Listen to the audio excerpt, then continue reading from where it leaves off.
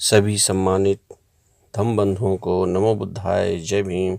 मैं doctor DN. वोद आप लोगों को डॉक्टर भीमराव अम्बेडकर साहब के द्वारा प्रथम गोलमेज सम्मेलन के बाद जब वह भारत आते हैं तो भारत के लोगों में एक बहुत ही उत्साह की लहर दौड़ जाती है और उन्हें अपने अपने राज्य में बुलाने का प्रयास करते हैं। वह पहला प्रयास था, अहमदाबाद में उनका बुलावा होता है और वह गमन करते हैं और वहाँ भाषण देते हैं। साथियों, वहाँ पर बुलाने वाले जो लोग हैं वह नवयुवक मंगल दल संघ और अहमदाबाद के कार्यकर्ता बाबा साहब को अहमदाबाद ले जाने के लिए उनके पीछे पड़ गए थे। अतः बाबा साहब 28 जून 1931 को सवेरे गुजरात की राजधानी अहमदाबाद गए। मिलों का केंद्र होने के कारण अहमदाबाद में मिल मजदूरों की विशाल संख्या है और मजदूरों, मिल मालिकों और उद्योगपतियों को कांग्रेस के अनुकूल रहने के लिए वहां कांग्रेसी प्रचार की आवश्यकता थी। शायद इन्हीं सब बातों को सोचकर गांधी ने उन दिनों अहमदाबाद में ही अपना निवास स्थान बना रखे थे।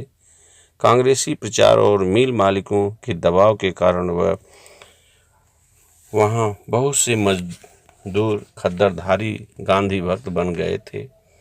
फिर भी अहमदाबाद स्टेशन पर बाबा साहब के शानदार स्वागत के लिए नवयुवक मंगल के प्रयत्न से कई हजार मजदूर एवं समता सैनिक दल के स्वयंसेवक उपस्थित थे।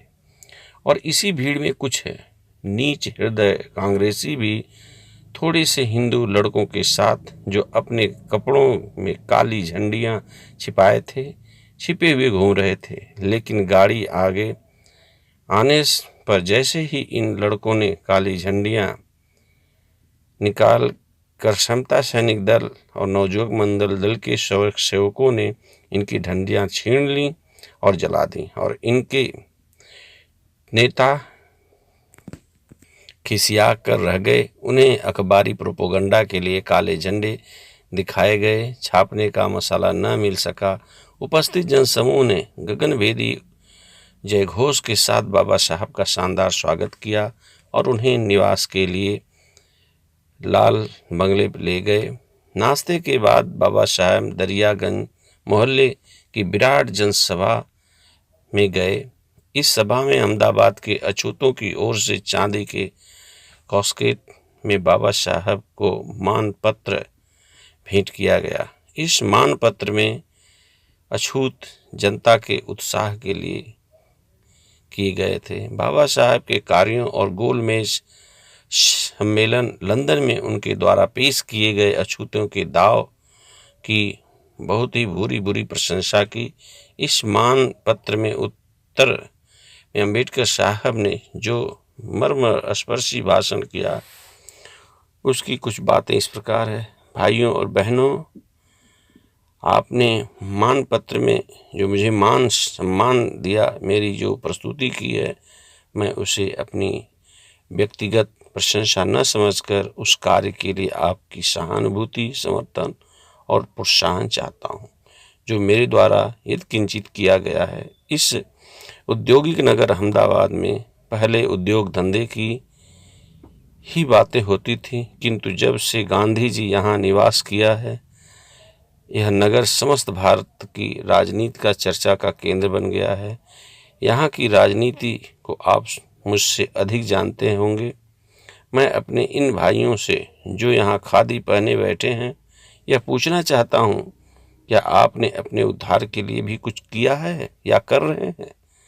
जिस देश में हम कुएं के पानी भी भर नहीं सकते, जहाँ के सार्वजनिक स्थानों और सड़कों पर का इस्तेमाल नहीं कर सकते, जहाँ के विद्यालयों में हमारे बच्चे सबके साथ पढ़ नहीं सकते और जहाँ हमारे प्रतिबिंब पड़ता ही पाप माना जाता है, वहाँ उसके उद्धार के लिए भी आपको कुछ करना चाहिए था या नहीं?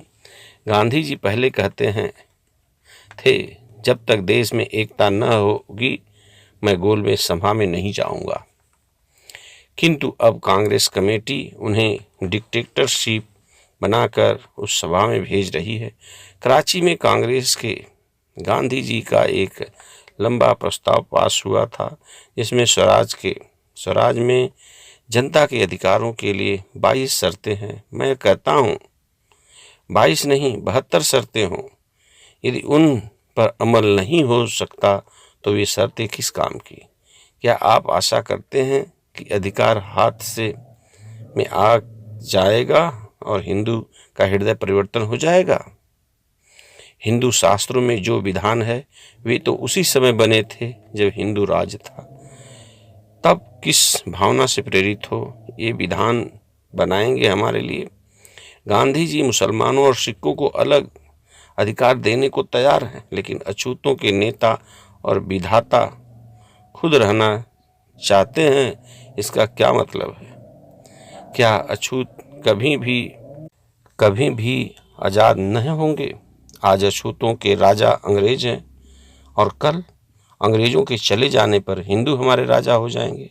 आज अंबालाल ताराभाई आदि मिल मालिक तो कांग्रेस का साथ सिर्फ इसलिए दे रहे हैं कि मैनचेस्टर का माल इस मुल्क में न आने पावे, उन्हीं का माल मनमाने भाव से बिके, उन्हें खूब मुनाफा हो। लेकिन अछूत किस लिए सत्याग्रह करते हैं? गांधी और कांग्रेस ने अब तक अछूतों के लिए क्या किया है?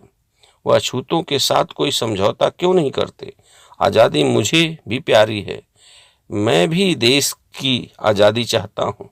मुझे यह कहने का आज्ञा दीजिए कि लंदन की गोलमेज सभा में आज़ादी के लिए मैं जितना लड़ा और लड़ूंगा, और अंग्रेज हुकूमत की मैंने जैसे नुक्ताचीनी की है वैसी किसी ने नहीं की, लेकिन मैं देश की आज़ादी के लिए ज़्यादा ज़रूरी अपने अछूत भाइयों की आज़ादी समझता हूँ। मेरे बहुत से भाई जो राजनीति के दाव पेच नहीं समझते, गांधी के शिकार बन गए हैं।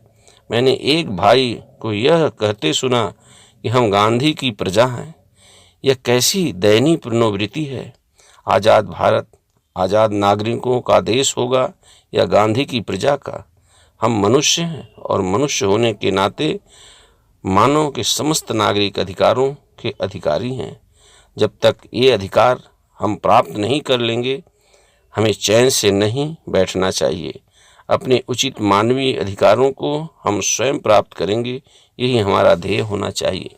बाबा साहब के इस ओजस्वी भाषण का केवल अछूतों पर ही नहीं, समस्त उपस्थित जन सभा पर गहरा प्रभाव पड़ा। लोगों में जोश आ गया। इसके बाद बाबा साहब के शाहीन बाग और प्रेम भाई हाल की विशाल सभाओं में भाषण हुए। इन भाषण से बाबा साहब ने अहमदाबाद में एक छात्रावास स्थापित करने का परामर्श दिया।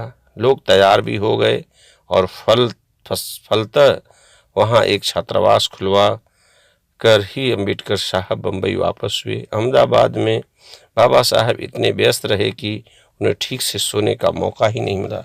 इस तरह से अम्बेडकर साहब ने जो गोलमेज सम्मेलन से ही हक अधिकार दिलाने की शुभारंभ जो किया था, उन्होंने यह बहुत ही सफलतम स्थिति की तरफ जा रहा था। लेकिन उनके सामने बहुत सारी चुनौतियां थीं, क्योंकि वह इकलौते ऐसे भारतीय नागरिक थे कि वह अछूतोद्धार के लिए, सभी मानव कल्याण के लिए समान हक अधिकार दिलाने की बात रखते थे।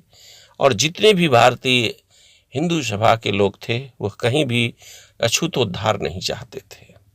इससे परिलक्षित होता है कि अम्बेडकर साहब इस देश में मानव मूल्यों को कितनी गहराई से समझते थे और उसे अध्ययन करके उन्हें दिलाने का प्रयास करते थे। इन्हीं शब्दों के साथ सभी धम्मबंधुओं को अगली वीडियो में द्वितीय गोलमेज सम्मेलन कैसे, कब, कहाँ, कैसे होता है इसके बारे में चर्चा करेंगे। तब तक सभी धम्मबंधुओं को बीके महागुरु चैनल में स्वागत है। सब्सक्राइब करें, शेयर करें, लाइक और कमेंट करें ताकि हमारा मनोबल बढ़े और आपके लिए अच्छे से अच्छे महापुरुषों के विजन को आपके सामने रखें। नमो बुद्धाय। जय भीम, जय भारतीय संविधान।